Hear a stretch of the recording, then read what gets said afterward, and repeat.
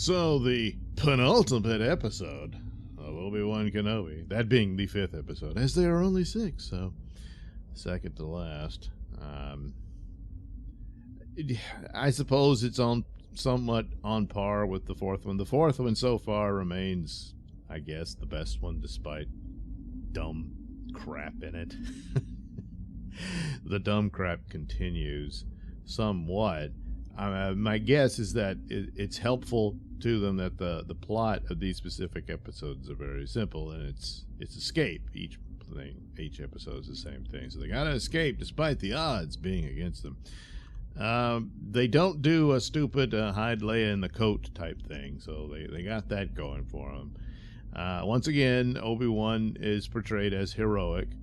That's one of the highlights that was clearly present in the previous episode. But even if these episodes were really, really good, the damage done by the outset of this episode and what it did, the violations of canon are all over the place.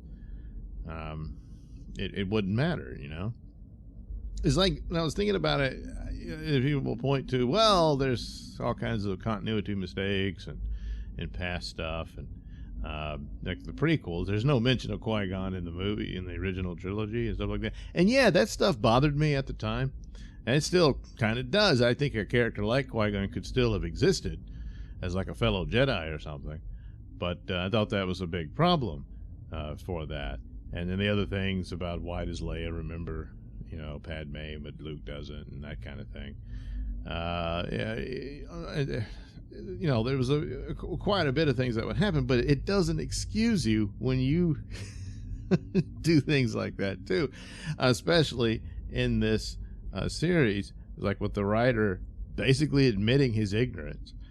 And all he had to do was watch Revenge of the Sith. Really, you didn't even have to watch the other movies. You just watch Revenge of the Sith, and that sets you up for a series like this. And didn't have the time, I guess.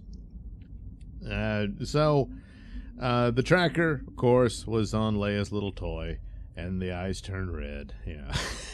But I mean, a lot of these sci-fi shows do it, and it's up to no good, and it's leading them there. And similar to episode 4, this one is shot a lot better than those. It's still, some things still look kind of cheap here and there, especially on par with the movies and whatnot, and even cheaper looking than Mandalorian, which for some reason Mandalorian was able to do a much better job with their new, projected string technology they're using and all that sort of stuff. As much as I can't stand Army of the Dead, Zack Snyder understood how to use that technology very well, because it's damn near, it's seamless. It looks like you're really there, how he shot that film. The technical skill in it was the only thing good about it. The movie itself is pure crap. but give him, he knows how to use that technology and shoot a scene, whereas the Kenobi crew appears to struggle with it. So in that respect, I guess episode 4 beats out episode 5 in that, because there's a couple of scenes that are just, it doesn't look too good. But it's not as bad as the earlier 3 episodes, so, there's that. Yes, the high point is Obi-Wan is heroic. Darth Vader is in charge, and he's on the ship and everything. He sends down the crew to go deal with it. It's just 2 like shuttlecraft, and I was kind of wondering, hey, aren't they going to send TIE fighters or anything? And I thought, maybe they can't afford it. But at the same time, I'm not clear on whether or not the TIE fighters have been completely developed in the form that we see them in New Hope by this time, so maybe that's a thing to consider. I don't know. But anyway, it was just 2 ships that carried the troops down. And then, once again, elements of Last Jedi. So, of course, Last Jedi ends where they retreat to this abandoned base, and they shut the door and hide behind it. And the First Order shows up. But the difference is once again, the plot elements of Last Jedi are done better here, which says virtually nothing.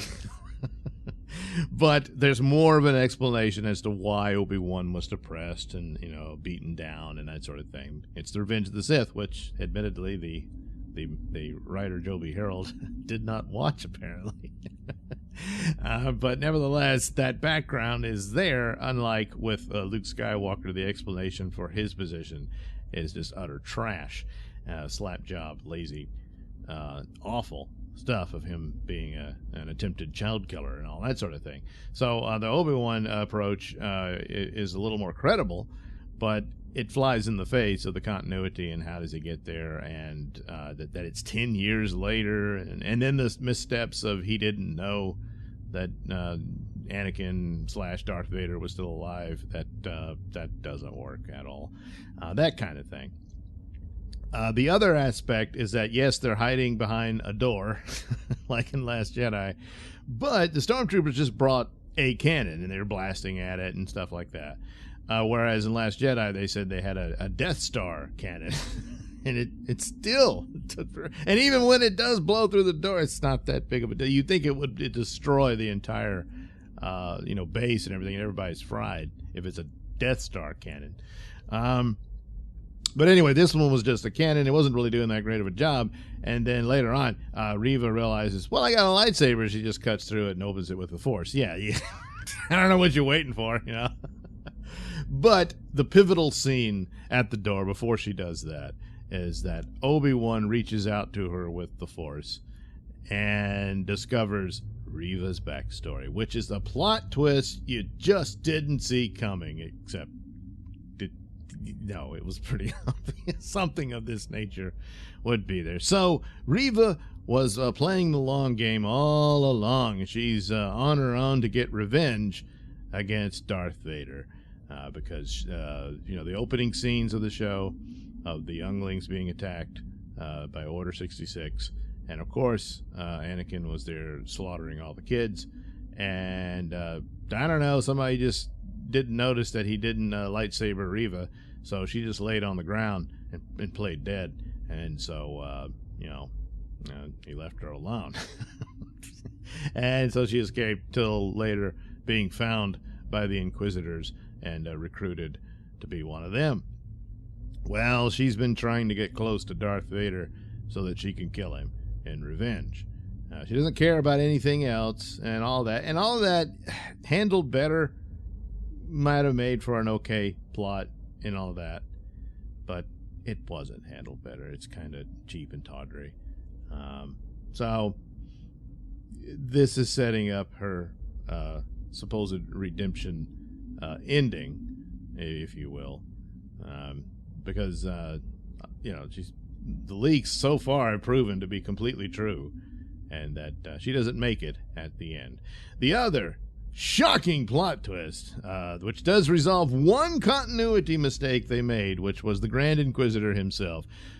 He's not dead. Oh, what? Oh. So he shows up. Now, the only thing here, I thought this scene would happen at the end of the series, that he would show up and that Vader knew all along that, she was a traitor or what have you. And was that he was manipulating her to get to Obi-Wan because, I don't know, she's just better at finding him than the others. So that's the deal. The Grand Inquisitor shows up and mocks her, and they have a pretty spectacular display of Vader's power. He pulls down a ship back to the ground, but it was a bait and switch. Surprise, surprise. And another ship takes off. Turns out they had another one.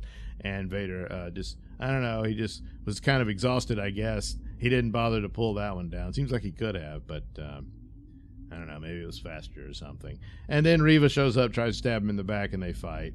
And it's no real match. It's just Vader toying with her, really. And then seemingly guts her, but it's kind of the same wound that she did to the Grand Inquisitor, so surprise, he's fine. So I mean, she's not fine. She's on the ground like, oh, gee, it hurts. And then they just say, well, we're just going to leave you here in the hole in the ground because, I don't know, because plot purposes, So they all walk away, and it turns out that Obi-Wan's little cell phone connection to Bail Organa was dropped on the ground, and she finds it. So that's how she's going to locate Luke Skywalker, whom we cut to Tatooine, and he's in bed sleeping. So meanwhile, Obi-Wan is on the escape ship, and he's feeling a tremor in the Force. And so that's telling him there's trouble. So for all intents and purposes, I guess the Leia story is now over. She will go back home. They've escaped, and now Obi-Wan's got to get back to Tatooine, perhaps with one final showdown with Reva, and then at that point she will reconnect with the Empire to lead them away from discovering Luke and all that stuff, and then she'll claim that she killed Obi-Wan, and Vader, "You're lying," and then he'll aim for her heart or cut her head off or something. I don't know. There is talk of her having her own show, which I guess would be some prequel thing, which details her surviving the Order 66 and then developing her plans for revenge and stuff. Problem is, the main point of the story has already been told here. Her plan's not going to work. It's just going to set it up that she dies with the secret knowledge of Luke Skywalker, and that's her only real victory over Vader. And I guess that's how they'll do that. So, yeah, there you go. So that's it. It's still a lot of stupid stuff. Tala meets her in. They give her a long slow-mo death because, I don't know, just to do it. And Obi-Wan's like, no! You know, I mean, I don't know, maybe he was like getting a crush on her or something, and he's like, damn it! But, you know, it didn't happen. See, yeah, they plotted that out, and she ended up being his girlfriend and stuff, and she had his child and named it Rey. Well, anyway, yeah, let's not bother with that. So anyway, that's about it. The high points, Obi-Wan's heroic. Yeah, they show some flashbacks to the Attack of the Clones era of Obi-Wan training Anakin. Ewan looks fine in it.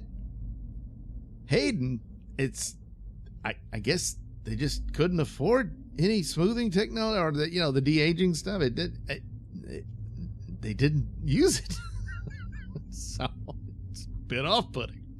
But the whole thing was that he couldn't control his aggression, and that this was a mirror to how Obi-Wan was going to outfox Vader here in Escape, and that's basically, and it's fine. So yeah, the highlights is mostly Vader's display of power, which was kind of cool, and that's about it. And Obi-Wan's hero. Yeah, that's it.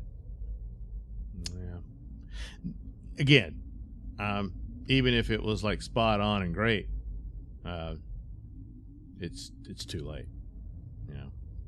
So there you go. Just sort of the same as episode 4 as far as being one of the better episodes of the series, which the first 3 were pretty bad. But that's not saying much. So I guess episode 4, despite the stupid the magical drying of Obi-Wan's clothes as he came out of the thing, and the having Leia hide in the coat so that Obi-Wan suddenly looked like a guy with 4 legs, stuff like that. Yeah, it's pretty bad. They had the idea that they didn't detect the ship, and well, he wants you see the thing is about the better episodes, as long as you don't think about it, they're amazing. But still, I guess I'm going with episode 4 was the best of the batch. Asterisk, that doesn't really mean much. It doesn't. I'm sorry to say that. So, one more to go. Gee, I wonder where it's going. Well, we'll see.